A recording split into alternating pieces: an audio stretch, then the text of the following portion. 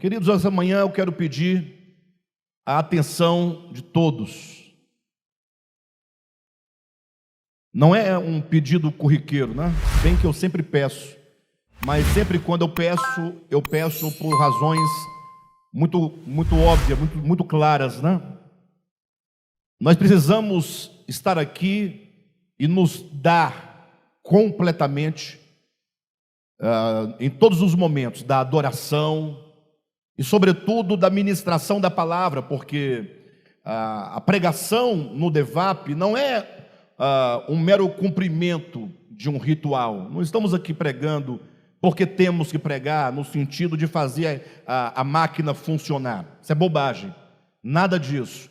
Nós congregamos porque nós temos necessidades espirituais.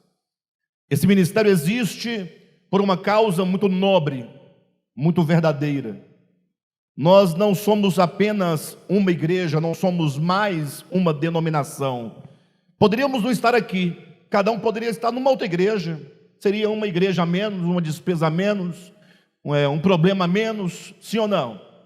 Mas aprove a Deus que nós estivéssemos reunidos aqui enquanto ministério de volta à palavra, porque Deus nos tem dado uma incumbência, uma responsabilidade de comunicar o Evangelho de Jesus Cristo e de trazer o ensinamento acerca do propósito de Deus, da obra de Deus. Alguém pode dizer, ora, mas não estão todas as igrejas fazendo o mesmo? Eu não posso responder por eles. Eu posso dizer que o DEVAP está profundamente comprometido em apontar, mostrar o caminho de Deus. Ou seja, todo o nosso interesse é única e exclusivamente levar a cada um de nós de nível espiritual. O nosso único interesse é a vida eterna, é o reino de nosso Senhor Jesus Cristo. Não temos outro interesse, não temos interesse financeiro, material, numérico, político, nada disso. Nós só nos interessamos por aquilo que julgamos ser eterno, aquilo que tem valor eterno. Talvez seja esta a razão porque muitos não conseguem permanecer conosco, porque viver em busca, no encalço das coisas eternas, é algo que não é para todos. Embora seja para todos, não é para todos, né? É para todos porque todos os homens criados por Deus não somente têm direito, mas como têm acesso às coisas eternas. Mas não é para todos porque nem todos estão interessados nas coisas eternas. Ou seja, muitos têm um interesse meramente imediato, material, né? E não quer se dedicar, se entregar para aquilo que é eterno. Às vezes esperam acontecer de ser desenganado pelo médico para começar a pensar que existem coisas eternas. Quem está me entendendo? E outros, tendo a sorte, coloquemos assim, de ter uma vida na sua juventude, na sua vida adulta de muita saúde, terão que esperar a velhice para começar a experimentar as fraquezas das pernas, dos braços, não é? As dificuldades da velhice, para começar a pensar que essa pessoa que vai morrer e que precisa então pensar nas coisas eternas. Mas nós queremos pensar isso agora. Amém, pessoal? Então esse momento eu preciso que todos vocês escutem. E se porventura alguém não entender alguma coisa, me procure aqui à frente no final da reunião e me pergunte: olha, você falou algo eu não compreendi, ou não compreendo dessa maneira, existe uma fundamentação bíblica melhor para você me passar, né? E eu vou explicar para você tudo o que você precisa saber acerca da vida eterna, acerca do reino de Jesus Cristo, acerca do Evangelho de Jesus Cristo. O que não pode acontecer é você ficar aqui 15 anos, assentado às vezes nas primeiras cadeiras, e depois sair do ministério e dizer: estou saindo porque não compreendo o que você ministra. Isso não, é ruim, porque eu desconfio que eu estou aqui falando voz do que clama no deserto. Sabia o que poucas pessoas entendem esse versículo, pastor Josué? voz do que clama no deserto? Alguém responde: não, João Batista pregava no deserto da Judeia. Ah, então é a voz que clama lá naquela região de areia? Não, é a voz do que clama, só que ele clama em desertos, ou seja, embora haja multidões ouvindo, essa voz ecoa no vazio, porque não há ouvidos espirituais para ouvir a voz de Deus. Você fala, o povo escuta, mas não ouve. Então é de uma seriedade muito grande você estar dentro de um ministério, gastando energia, gastando tempo, né? Ali 10 anos, 15 anos, 20 anos, e falar assim: não entendi nada que você falou em 15 anos, 20 anos. Espera aí, o que está acontecendo?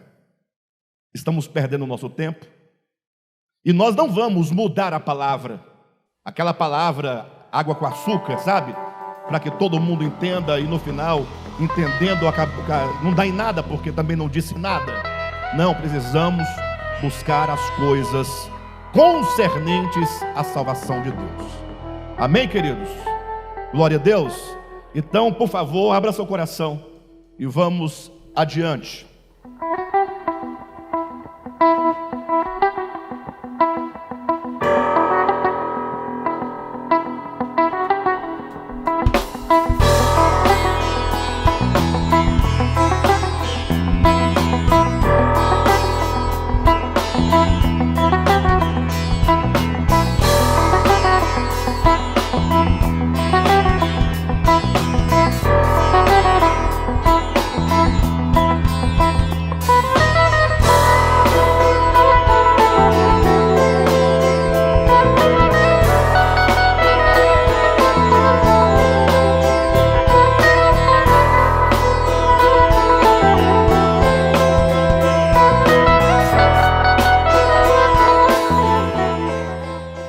Na semana passada começamos a ministrar uma série de mensagens intitulada O Cristo o Caminho. Essa série não tem data para terminar, só para começar. Talvez Jesus volte, nós estejamos ainda na série O Cristo o Caminho. Quantas mensagens serão? Não tenho a mínima ideia. Eu vou ministrar essa série até o encargo esgotar, que pode acontecer a semana que vem. Perfeito? Porque nós temos que seguir a orientação do Espírito. E hoje, atualmente, esta é a orientação. Se amanhã ele mandar mudar, não o conteúdo da mensagem, mas mudar a temática, né? O tema, nós mudamos. Mas este agora é o encargo de Deus e esta é a nossa necessidade. Começamos semana passada ministrando a série O Cristo o Caminho. E a primeira mensagem intitulada O Homem Ômega.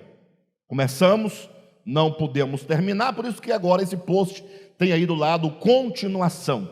Nós vamos seguir adiante. Mas olhem para mim e vamos aqui trazer uma breve recordação do que dissemos semana passada. O principal de tudo que nós precisamos agora é compreender algo vital.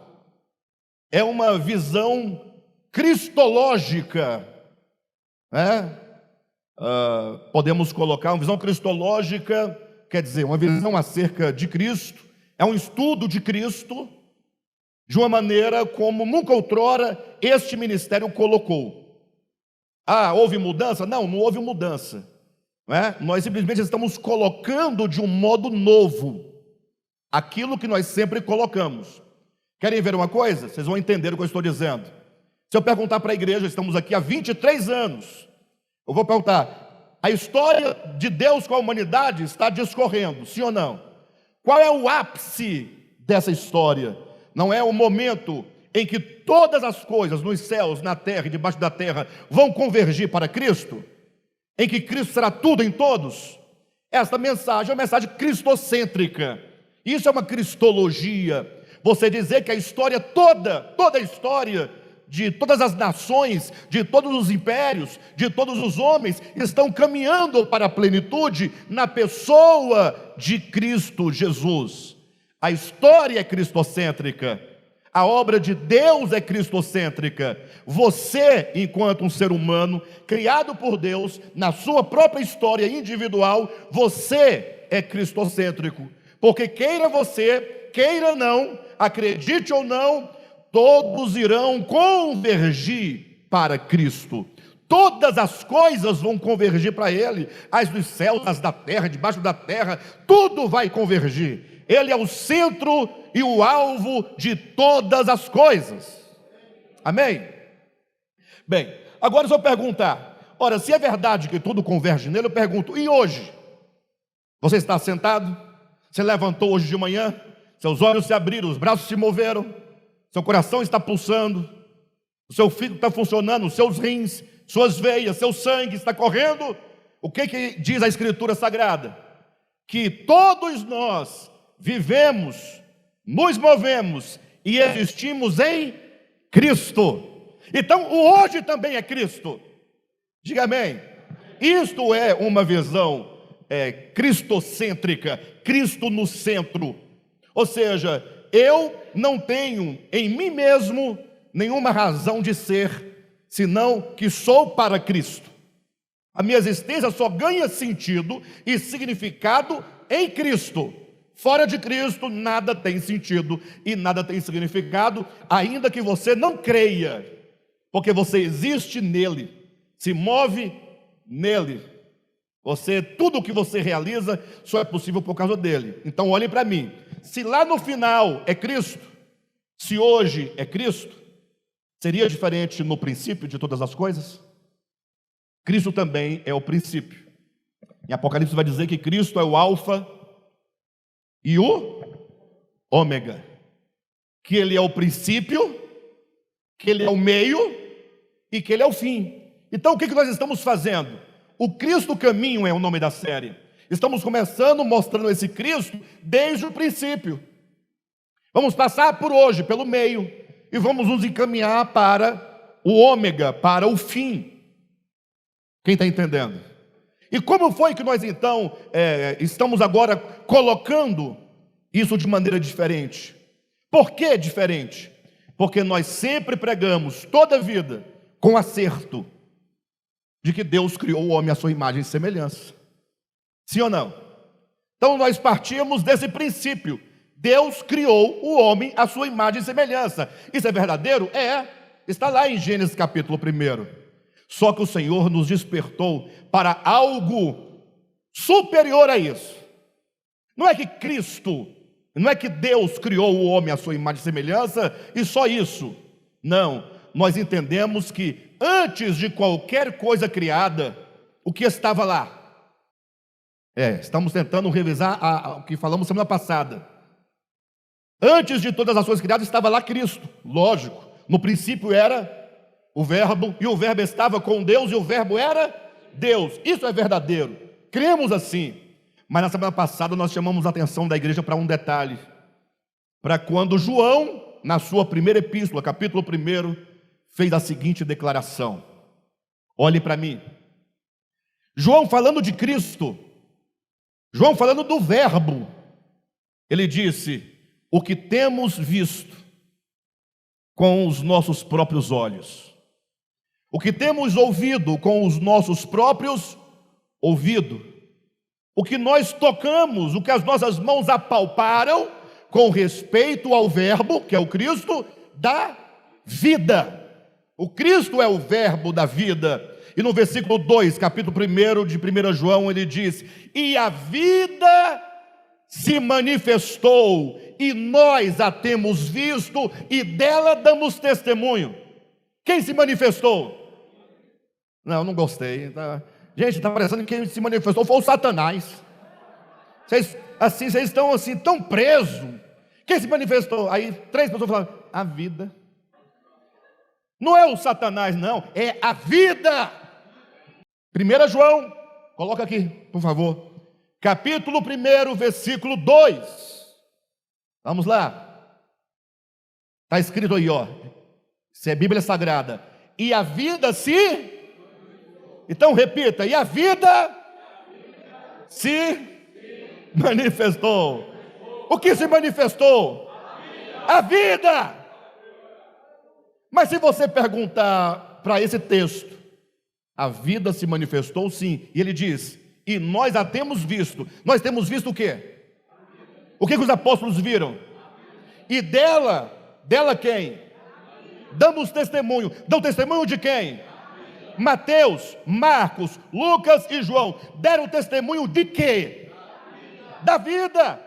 Aí você pega Mateus, Marcos, Lucas e João, leia todos os capítulos. Está falando de Cristo, de Jesus, de Cristo Jesus, de Jesus Cristo. Então o que João está dizendo? Quando vocês falarem do Cristo, comece pelo princípio daquilo que Ele é, essencialmente relativo a todo o universo. Ele é a vida. Tem vida aí? Tem vida aí? Você está vivo? Não diga minha vida, nem minha vidinha. Diga a vida. Torna-me possível. Você é possível enquanto existência por causa da vida. Então nós estamos começando a ler a Escritura, tendo a vida como sendo a origem, o germe de todas as existências. Por isso que em João, Evangelho, capítulo 1, versículo de 1 a 3, vai dizer assim, olha, no princípio era o verbo. Quem é o verbo? É a vida. No princípio era o verbo, e o verbo estava, e o verbo era. Todas as coisas foram feitas por intermédio dele, e sem ele, nada do que foi feito se fez. Tudo que foi feito tendo o verbo como a quintessência, o germe criador. É ele que traz à existência desde os elementos mais menores e rudimentares, como o átomo, as moléculas, até as grandes estrelas, os grandes astros, as grandes constelações, as galáxias. Tudo que existe só é possível por causa da vida. Bem, chegamos a um conceito importante. O que é a vida? Quando te perguntarem o que é a vida, você diz: a vida é Deus. Quem entende isso? É difícil entender isso? Vamos sair daqui há quanto tempo dizendo: não entendia o que o Alexandre falava? Quem entendeu que a vida é Deus? Alexandre, mas uma flor tem vida. Sim, é a vida.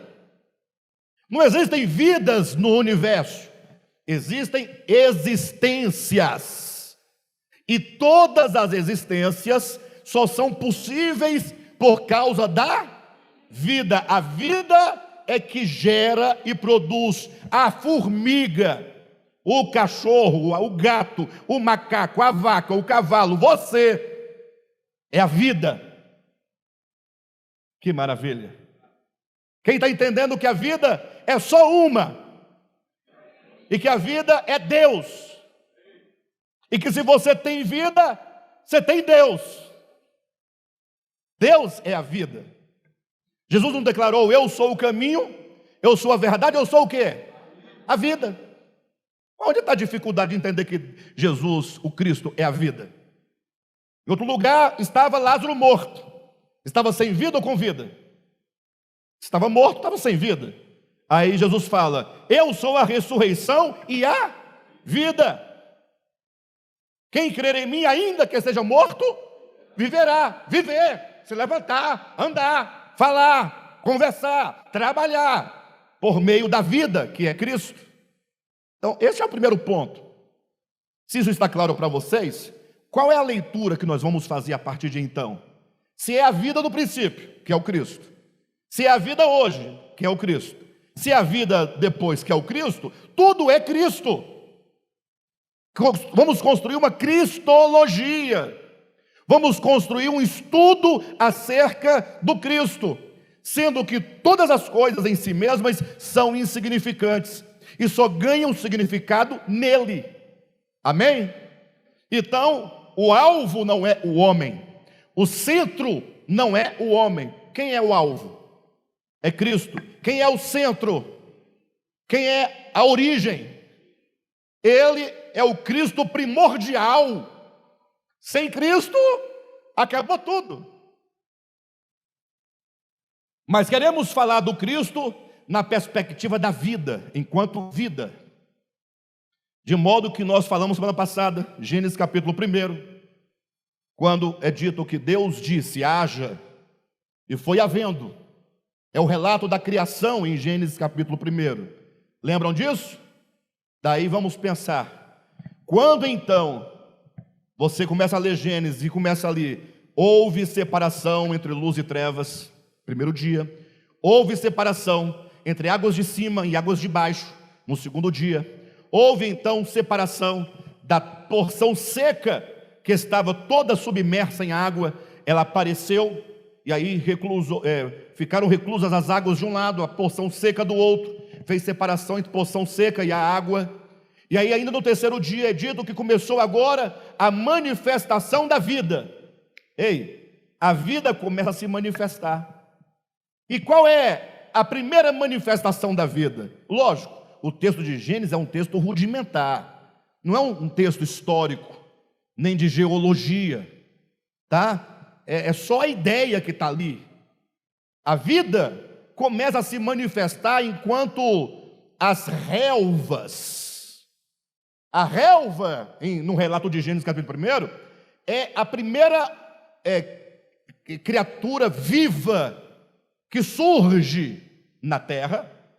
Tá bom? Não estamos aqui debatendo absolutamente nada de ciência. A Bíblia não é científica. Ela está dizendo apenas que a vida se manifesta. Como assim? Ora, ela traz à existência as relvas. A relva não é viva? Nós não temos esse conhecimento? Então agora ali há a primeira manifestação da relva.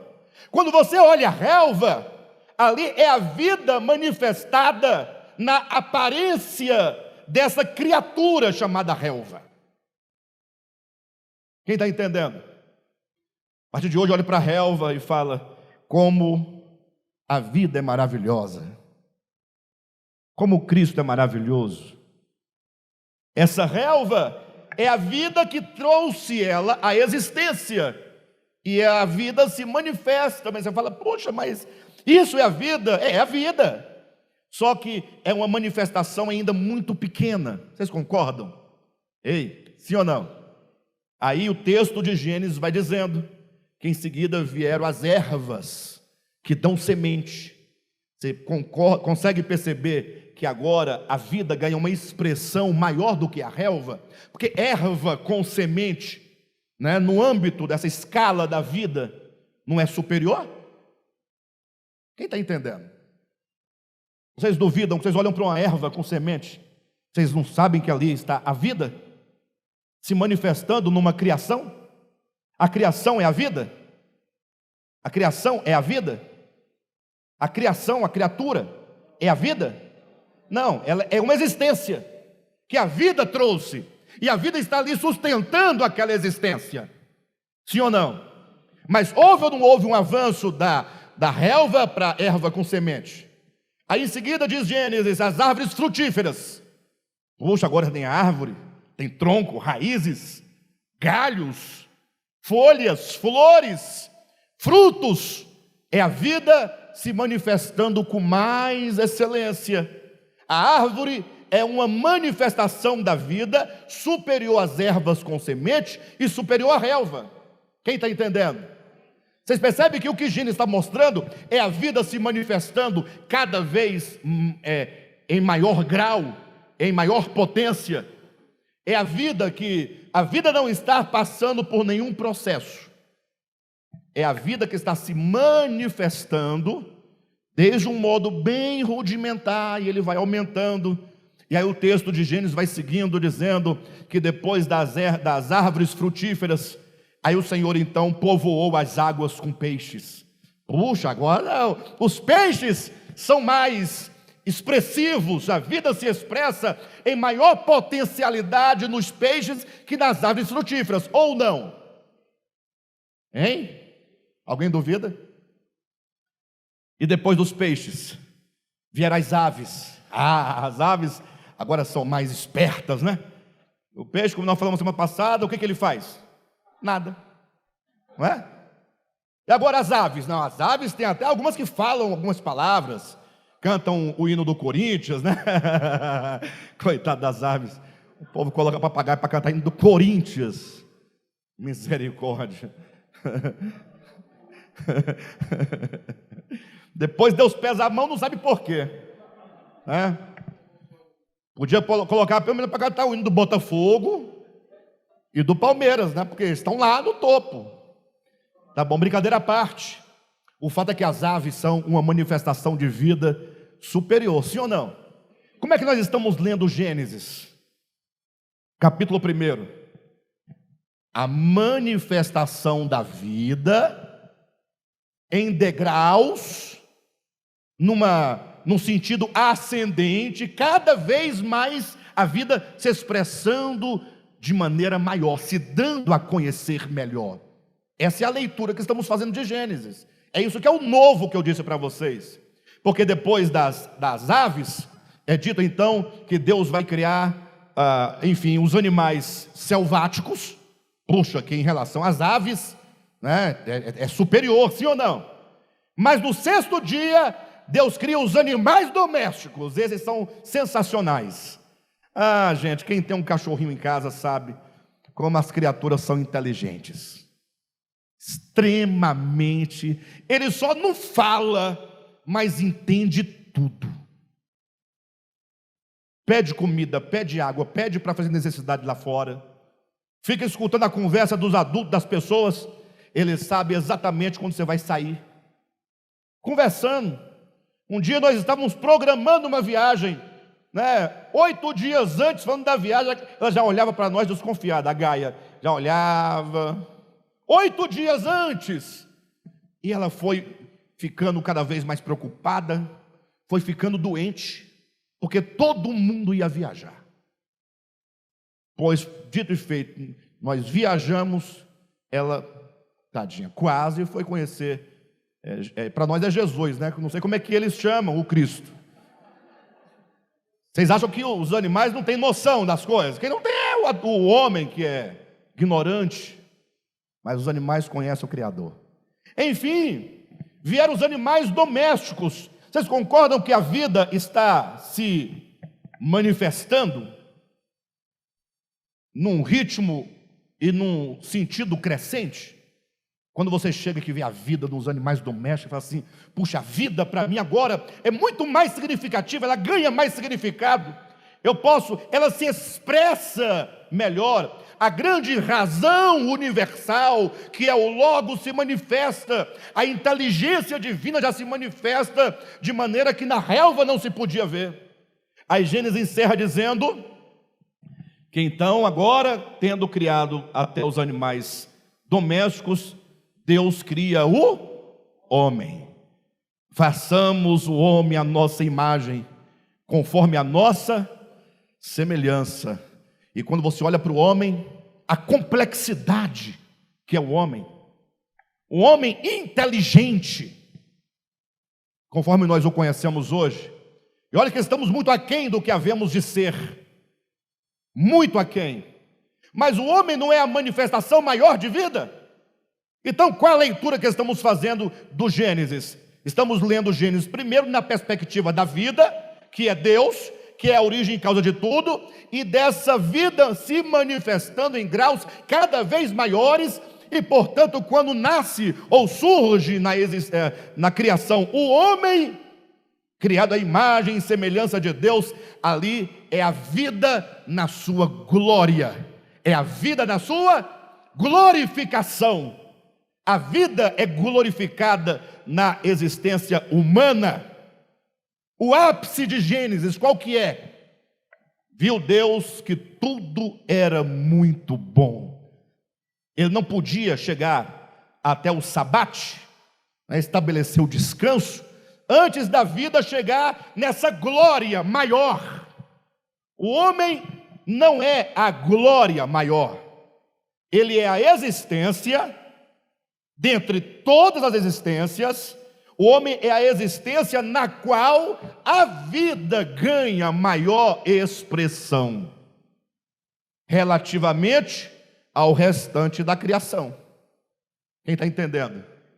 Chegado nesse ponto, a pessoa fala assim: Ah, então eu sou homem. Sim, você é homem.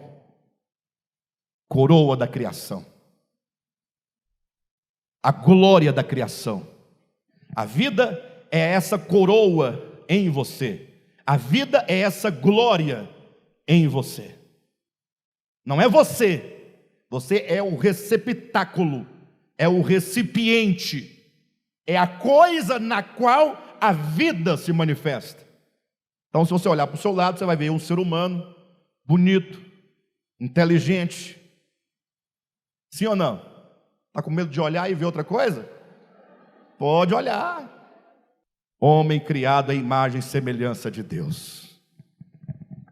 Só que, parando por aqui, daria para dizer assim: puxa, como nós somos gratos ao Senhor, porque, por qual motivo, não sei, aprove que eu, existência, estivesse aqui no topo da criação de Deus, como manifestação dele próprio, que é a vida. Sim ou não? Mas acabou tudo? Não. A Escritura, ela tem um eixo que se sustenta em pelo menos 4 pilares: criação, redenção, que é a morte de Cristo, ressurreição e ascensão.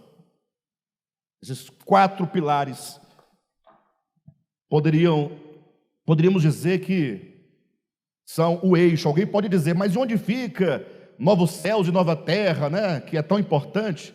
Ora, nossa nova terra nada mais é do que a manifestação da criação redimida, sim ou não? Ressurreta e elevada. Nada mais do que isso. Por isso eu coloquei esses 4 pontos. De todo modo, eu quero dizer que ao chegarmos no homem, portanto, nesse capítulo 1, nós agora precisamos nos perguntar: então é exatamente isso o que Deus quer, o homem? Nós respondemos não. Baseados em quê? Falamos isso. Baseado no Salmo de número 8. Por gentileza. Salmo de número 8. Prestem bem atenção. Quando você lê um texto da Bíblia e qualquer outro texto, tem que prestar atenção no que está lendo. Tá bom? Nossa grande dificuldade é que nós lemos sem prestar atenção no que estamos lendo. Salmo capítulo 8, versículo 1, Salmo de Davi. Ele diz assim, olha: ó Senhor. Está falando com a vida, né? É a vida? Não se esqueçam. Ó Senhor, Senhor nosso, quão magnífico em toda a terra é o teu nome, pois expuseste nos céus a tua majestade. Da boca de pequeninos e crianças de peito suscitaste força por causa dos teus adversários, para fazeres emudecer o inimigo e o vingador. Isso é Davi dizendo, quando contemplo os céus, ou quando contemplo os teus céus, obra dos teus dedos, e a lua e as estrelas que estabeleceste. Ou seja, quando Davi está olhando para a imensidade da criação de Deus, ele vê a imensidão de tudo o que Deus fez, as estrelas, o sol, a lua. Ele vai dizer também dos animais dos mares. Então, quando eu contemplo a tua criação, surge uma pergunta no coração de Davi. Qual é a pergunta? Que é o homem que dele te lembres, e o filho do homem que o visites? Essa é a pergunta. Ó Deus, quando eu leio o Gênesis, eu acho tão bacana, tão bonito, acho tão grande quando o homem, o ápice da obra criadora é o homem.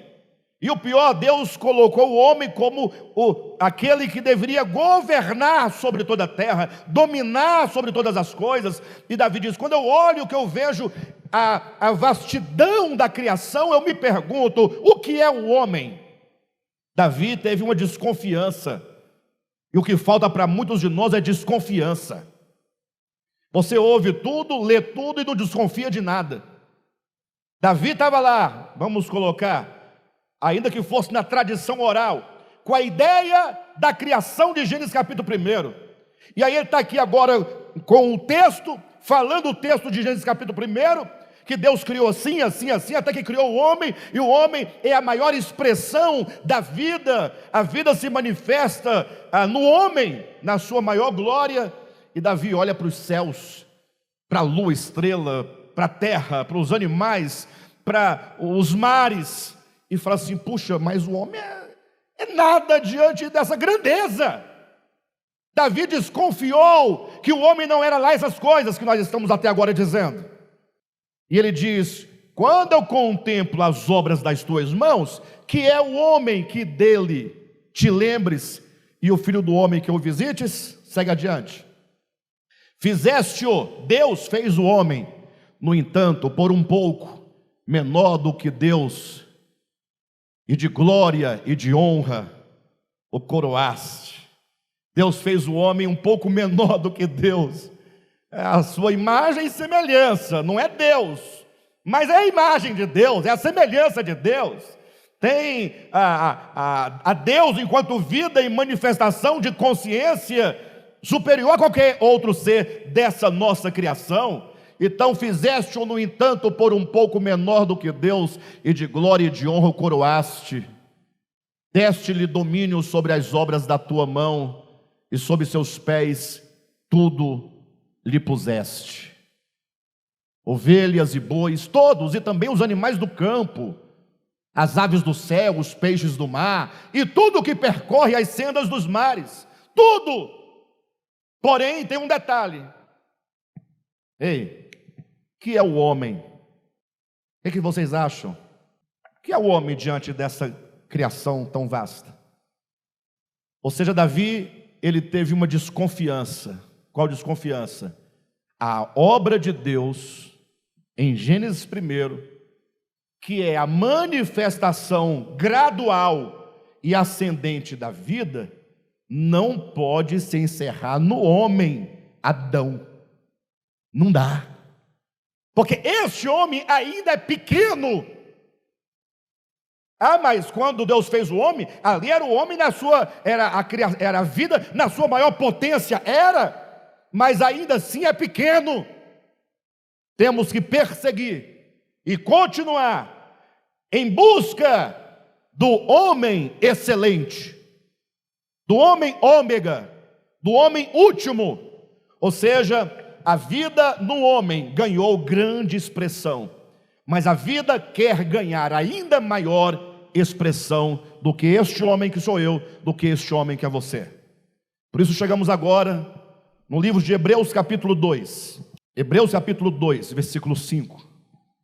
Agora vamos ler comigo, tá, pessoal? É lendo a Bíblia, é lendo a Bíblia, é lendo a Bíblia que nós vamos entender. É lendo a Escritura. Davi desconfiou no Salmo 8, não foi?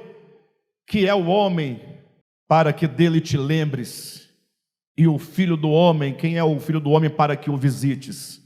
Aí agora o escritor aos Hebreus diz assim, se referindo a Gênesis 1 e se referindo a Salmo de número 2.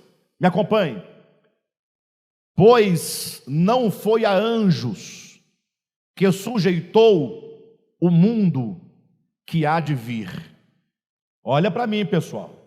Quando o escritor aos Hebreus colocou esse texto, escreveu esse texto, ele está falando de um mundo. Pois não foi a anjos que sujeitou o mundo que há de vir. Não fala de um mundo aí? Agora fala de um mundo vindouro ou de um mundo atual? Como é que eu sei que fala de um mundo vindouro? Porque está dito, não foi a anjos que sujeitou o mundo que há de vir. Existe um mundo por vir, um mundo que há de se manifestar. Para quem não sabe, o mundo no qual nós vivemos é o mundo da criação original. Mas esse mundo da criação original já nasce na expectativa do mundo que há de se revelar. O que significa que esse mundo, na atual situação em que ele se encontra, ou mesmo no estágio da criação, quando Deus o fez, é um mundo transitório. É um mundo transitório.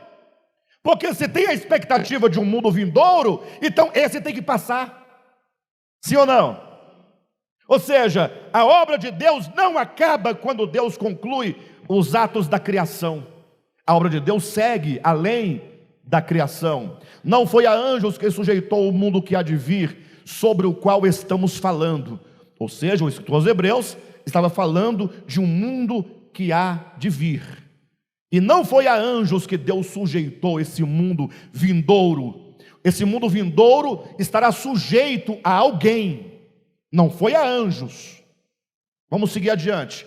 Antes, alguém em certo lugar deu pleno testemunho dizendo: que é o homem, olha aí o texto de novo, que dele te lembres, ou o filho do homem que o visites. Então o escritor aos Hebreus está dizendo: olhem para mim, há um mundo vindouro, que será sujeito não a anjos, mas a alguém. E agora ele diz, como também em outro lugar, falando desta criação, deste mundo, alguém deu pleno testemunho, dizendo o que é o homem. Ou seja, não é a anjos que o mundo vindouro será subordinado, tampouco a homem, este homem que sou eu e você, nesta atual condição. Não é. Mas Gênesis diz que Deus criou o homem e diz para ele governar. Mas Davi desconfiou que esse homem não dá conta. Então esse homem era apenas uma prefiguração. Diga, eu sou homem. Glória a Deus por isso. Mas diga, mas sou um homem prefiguração. Eu não sou a coisa. Eu não sou o último. Eu apenas reflito. Eu estou na expectativa daquele que vai governar todas as coisas, e debaixo de cujos pés tudo estará verdadeiramente subordinado. Antes alguém em certo lugar deu pleno testemunho dizendo que é o homem que te lembres, ou filho do homem que o visites. Fizeste-o por um pouco menor que os anjos, de glória e de honra o coroaste, e o constituíste sobre as obras das tuas mãos. Olha para mim, isso que diz o escritor aos Hebreus, ele se refere a Davi no Salmo 8, e Davi, quando diz aquelas palavras do Salmo 8, se refere a Gênesis primeiro. Então, o escritor aos Hebreus está dizendo, olha, o fato é que ninguém suspeitou de uma coisa, que o primeiro mundo criado, cujo criatura maior era o homem, era apenas uma introdução do mundo verdadeiro, que é o mundo que há de vir. Irmãos, este mundo agora, esta vida agora, é apenas uma ponte para a verdadeira vida, para o verdadeiro mundo. Eu sei que a gente fala isso e parece jargão, e os mais incrédulos falam, as conversas, doido para ganhar alguma coisa, quer fazer com que nós sacrifiquemos nossa existência agora em nome de um mundo vindouro. Não, continua nessa sua existência aí, egoísta, avara, essa sua existência de viver só para si, viver em função do arroz e do feijão e do dinheiro, que hoje não tem mais dinheiro, né? Hoje em dia está tudo nos bancos, é tudo virtual. Observou que a moeda corrente está desaparecendo? Ou melhor, moeda física? Daqui uns dias não vai ter mais. Você vai ter só uma sensação que você tem. E pode amanhã não ter mais. Como é? Simples. É tudo no computador. É um delete. Eu tenho 1 milhão. Onde? Está lá. Lá onde? Você vai verificar e mostra aqui, ó. Legal. Tem mesmo. Só que amanhã pode não estar mais aqui, irmão. Então você fica vivendo essa vidinha até um dia em que a doença chegar e o médico falar, olha, nossos recursos acabaram, agora é você e a eternidade aí. Aí o camarada, então você quer dizer que eu vou morrer? Você vai morrer. Aí você vai falar assim, e o pastor Alexandre que falava de um mundo que há de vir, será que é verdade? É nessa hora que você começa a perguntar, será que é verdade?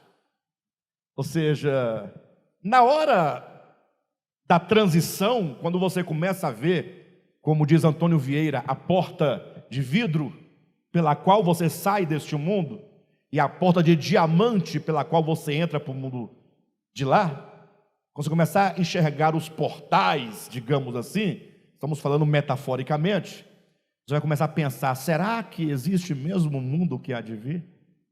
Por que esperar por esse dia da doença? Por quê?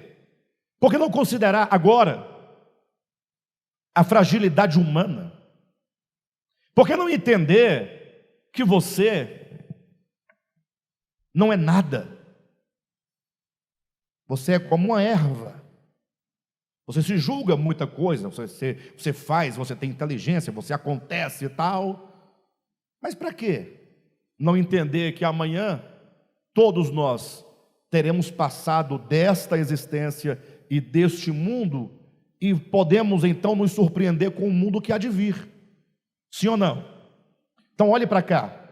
Fizeste-o por um pouco menor que os anjos, de glória e de honra o coroaste, e o constituíste sobre as obras das suas duas mãos. Está falando de Gênesis 1, de Salmo número 8.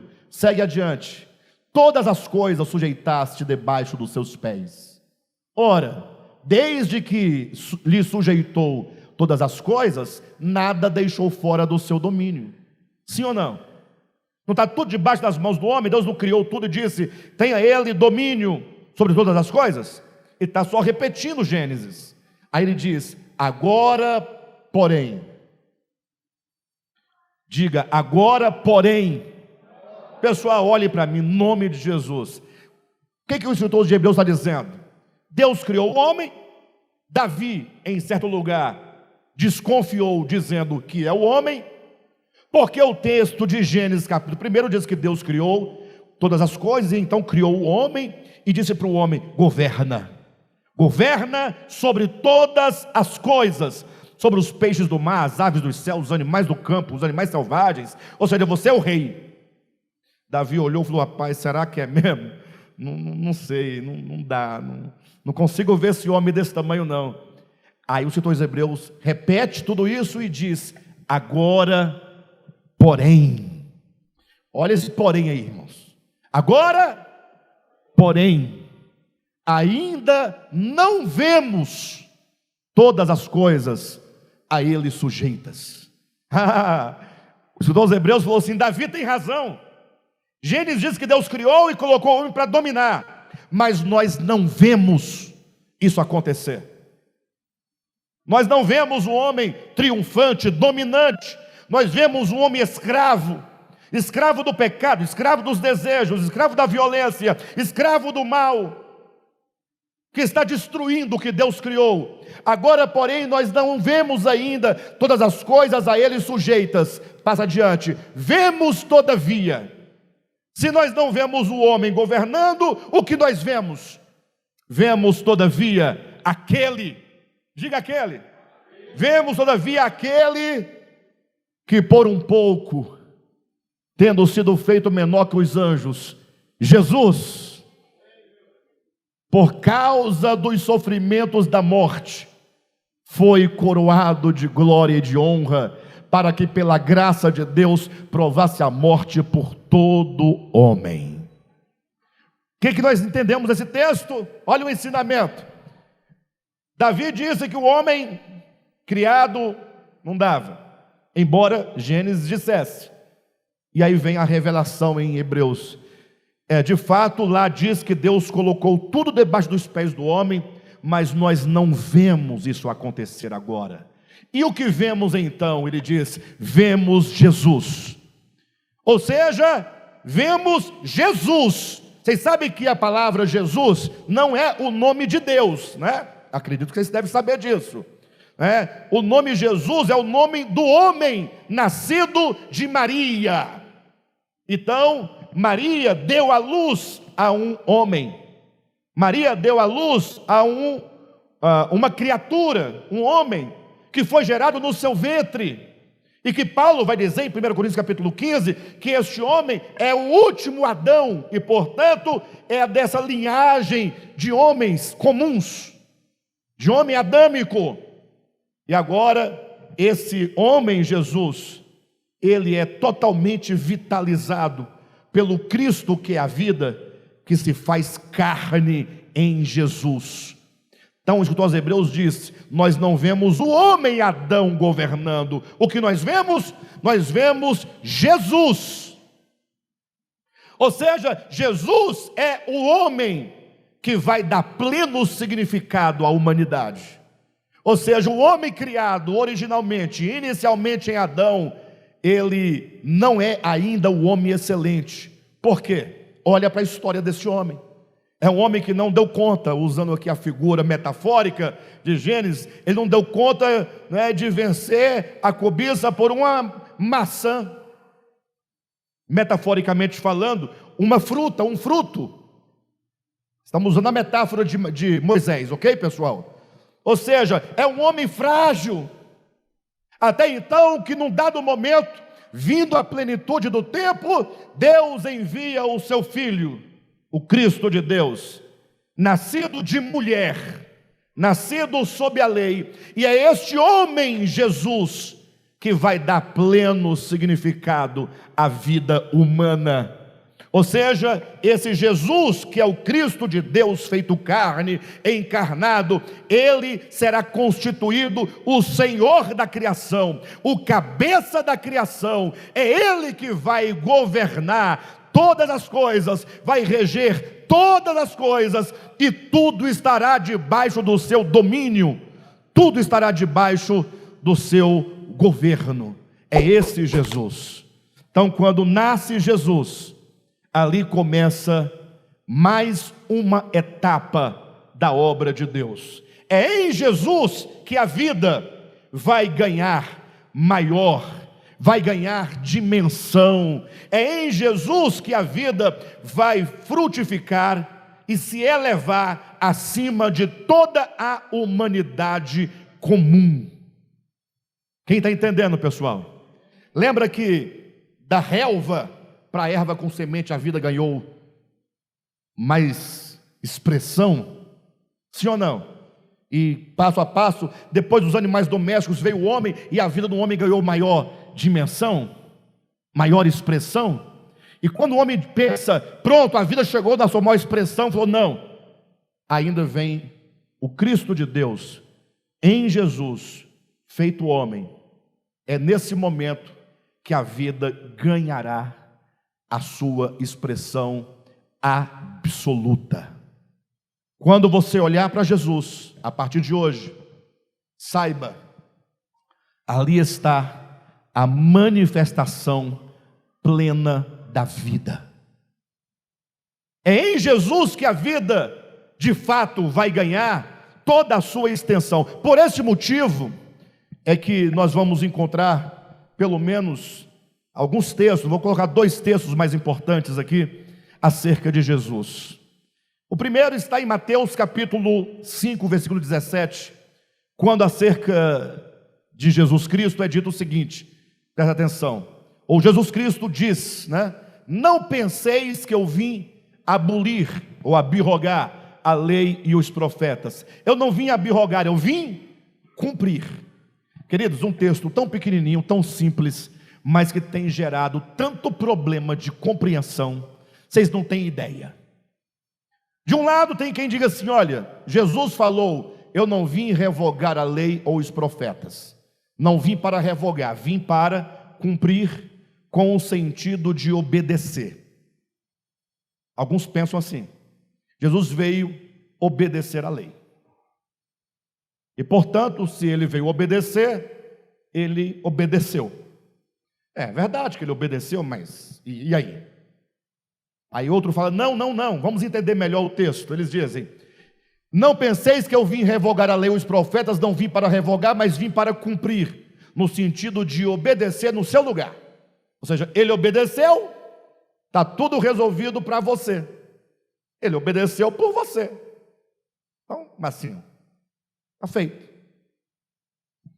E eu, se eu não obedecer? Não, ele já obedeceu por você, está tudo certo. E o pau está quebrando, o sangue está correndo, estamos nos mordendo uns aos outros, nos batendo uns nos outros, dizendo: Jesus obedeceu por mim, e nós tocando o terror. Igrejas que parecem mais uma arena, que tem tanto cristãos quanto leões, cristãos devorando leões, leões devorando cristãos, e dizendo: Cristo obedeceu por mim, está tudo certo. E eu não vejo sentido nisso. Não sei se vocês veem sentido nisso, não é? Bem, eu não vejo. Aí alguns dizem: não, é assim, ele obedeceu por você, mas não significa que você não tem que obedecer também. Aí eu digo: então, e por que ele obedeceu por mim, se eu tenho que por mim obedecer? Vai ficando difícil. Mas talvez na conferência eu direi para vocês que de fato Cristo obedeceu, não no nosso lugar, mas por nós, no sentido de por nossa causa. Explicarei posteriormente, agora eu não tenho tempo, ok? De todo modo, outro vai dizer: não, isso é bobagem.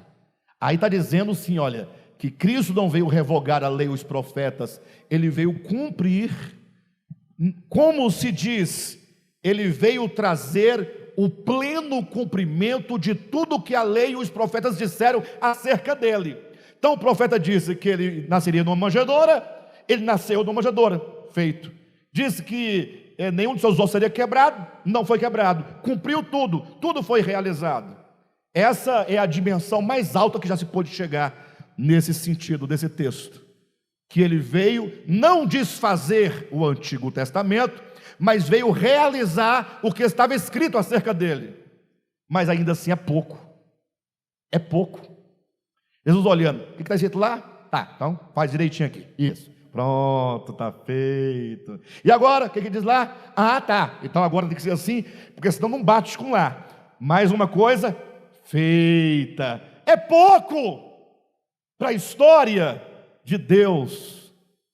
Quando diz: eu não vim revogar, eu vim cumprir. Essa palavra cumprir no grego é plerou. É um verbo, plerou, que quer dizer plenitude. É o verbo que vem de pleroma, plenitude. Então ele veio trazer a plenitude. Mas não é trazer a plenitude no cumprimento objetivo do que tinha sido dito objetivamente. Ele quer dizer: eu sou o homem que venho da linhagem adâmica, o último Adão, mas em mim a vida de Deus ganhará a plenitude que ela deve alcançar enquanto manifestação da consciência, da inteligência e da vida de Deus. Ou seja, ele é o plerou, é uma humanidade totalmente plena, à altura daquilo que Deus de fato planejou e decidiu que seria. Ou seja, todo o plano de Deus está voltado para este homem chamado Jesus. Ele não desfaz o que o Antigo Testamento falava acerca dele. Pelo contrário, ele é a plenitude que satisfaz todas as exigências, não somente numa obediência prática, mas enquanto conteúdo interior de existência. Ele é um homem pleno de Deus. Ele é um homem que manifesta a vida plena de Deus, na sua consciência, no seu coração, na sua alma. E daí, quando você começa a acompanhar a história, portanto, desse Cristo, que nós vamos entender por que ele é o Cristo do caminho em outras mensagens, você vai perceber, olhem para mim, que a Bíblia diz: e o Cristo, quando se faz carne, primeiro, ele se faz carne e sangue, a nossa semelhança. Hebreus também vai dizer, capítulo 4, versículo 16, que ele foi a nossa semelhança, tentado em todas as coisas, a nossa semelhança. Depois o livro de Hebreus vai dizer ainda que este homem Jesus não somente se fez carne e sangue a nossa semelhança, não somente foi tentado a nossa semelhança, mas é dito sobre este homem Jesus que ele aprendeu a obediência pelas coisas que sofreu. Ou seja, essa humanidade, Jesus, constantemente inclinada a não seguir a vontade do Pai, Vocês acreditam nisso? Porque geralmente os cristãos pensam numa humanidade Jesus incapaz de pecar. De fato, ele não pecou absolutamente, sem pecado. Mas só pode se regozijar do fato de Jesus ser uma humanidade sem pecado, se ele tivesse a possibilidade de pecar. Porque tendo a possibilidade e não ter pecado, isso é grande. Porque se ele não tivesse a possibilidade de pecar, se dissesse ele nunca pecou, qual é a graça disso? Faz sentido? É tipo assim, o homem não voa, e é impossível que o homem voe de si próprio, sem um instrumento, sem nada. E você fala assim, olha, o Marcinho nunca voou. Tem sentido isso? Mas o homem não voa. Quando fala que Cristo é o Cordeiro de Deus impoluto e sem pecado, você fala glória a Deus, porque como o homem viveu na terra, como o homem é a nossa semelhança, carne e sangue, tentado em todas as coisas, mas para todas as coisas ele disse não. Não. Ele aprendeu a obediência pelas coisas que sofreu. Se Adão e Eva foram incapazes de dizer não à serpente na ocasião daquele fruto, agora imagine Jesus, desde os primeiros dias de vida até os 33 anos, ele tinha que dizer não todos os dias. Não. E a serpente querendo vencê-lo, querendo derrotá-lo, porque se o homem Jesus fosse derrotado, jamais Deus alcançaria o seu propósito. De modo então que depois de 33 anos, ele foi preso, ele foi então crucificado. Durante os momentos da sua crucificação, fizeram de tudo para que ele abandonasse a cruz, para que ele desistisse da sua obra.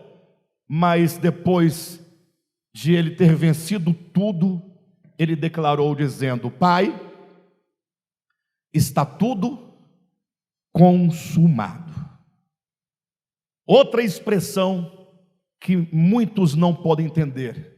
Muitos dizem que essa expressão está tudo consumado quer dizer, tudo o que era para fazer, está feito. O Senhor me deu uma tarefa, eu cumpri e não tem mais nada para cumprir.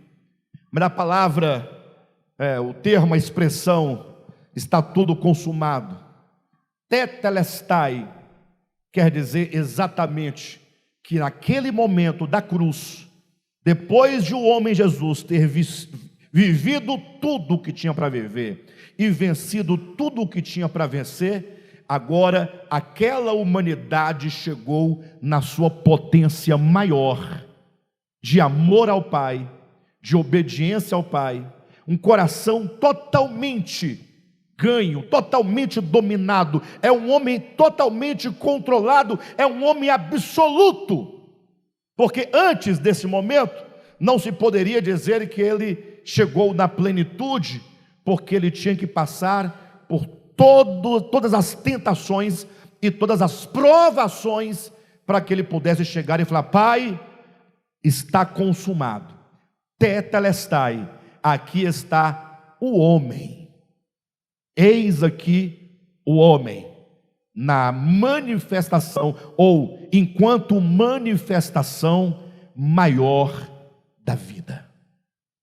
Então é o Cristo na cruz, no seu tetelestai, que representa o homem pleno. É neste homem que a vida de Deus ganha maior notoriedade, maior expressão. Evidentemente, esse Cristo que agora vai morrer, como que colocasse um fim para a história anterior, e ele vai ressurgir como o cabeça de uma nova criação. E ele terá por seu corpo a sua igreja. E aqui, portanto, neste ponto da mensagem, começa aquilo que nos interessa. Porque até agora foi para vocês entenderem o que estava acontecendo. A partir das próximas semanas, na continuidade desta série, nós vamos agora olhar para esse Cristo caminho. Nós vamos passar ponto a ponto da experiência humana desse Cristo caminho. Se hoje você não entendeu muito o que eu quis dizer com participação de carne e sangue, você não entendeu muito o que é ser tentado em todas as coisas, não entendeu muito o plerou, o tetelestai, não se preocupe, porque hoje foi apenas o panorama. Você viu, algumas coisas ficaram claras, outras nem tanto, mas você já sabe que nós temos agora o modelo, o protótipo, temos o cabeça, temos o Cristo homem. Ele é o caminho, no qual, ou para o qual nós somos chamados a trilhar, neste caminho.